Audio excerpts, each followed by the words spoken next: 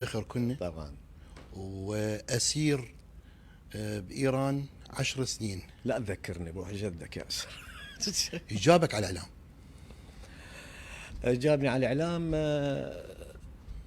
كنت أحب الإعلام يعني، وكنت دائما يعني من أدقق بالأخبار بالتلفزيون بالإذاعة. تنتابني رغبة عجيبة. قبل دخولك الأسر لو يعني ايه قبل الدخول. قبل يعني أنت كنت ضابط وضابط رصد ضابط مدفعية كنت. مدفعية نعم. وعلى الحجابات. كنا ضابط رصد يعني بالخط الأمامي، ايه مع المشاة. لحظة الأسر كانت شنو بالنسبة لك تتذكرها؟ ساعة السوداء اي والله ذيك يعني اتذكرها. شلون تأثرت؟ 27/3/82 يوم لا ينسى يعني. المهم صارت عملية الهجوم وتمت محاصرة قطاعاتنا وما عاد اكو مجال يعني. وهاي 10 سنين يابا كبيرة. ياسر شنو كبيرة؟ صدقني من اقول لك شغلة انه كل يوم بهال10 سنين يعادل 10 سنين.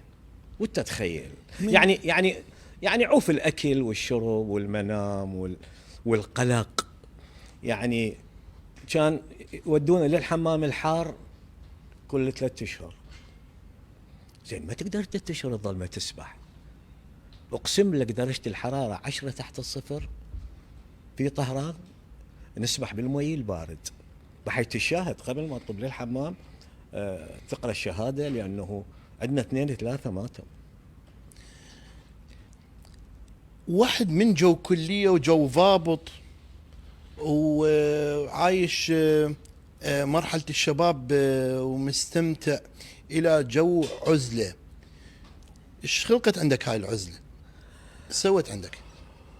والله هي أولا العزلة هي إجبارية بالتأكيد يعني. أكيد. أنت مجبر عليها. وحشر مع الناس عيد أيضا، لأن هواي كانوا أسرى يعني بحدود. كنا مجموع الأسرى العراقيين في إيران يتجاوز 80,000 أسير يعني، وبهم ضباط ودكاترة ومهندسين يعني. ربما نشوف الآخرين تخفف عليك شوية من الألم. زين. تحاول تتشبث بالمستقبل. بلكي باكر عقبه هي الطامة الكبرى. خلصت الحرب يعني ب88 واحنا سنتين باقين في معسكرات الأسر يعني. أول لحظة خروجك ووصولك للعراق، شنو كانت هاي اللحظة؟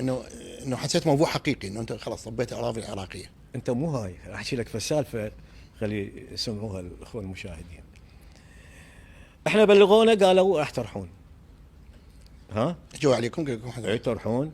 وزعونا ستر وبنطلونات وأحذية جديدة على أساس نرجع بصورة.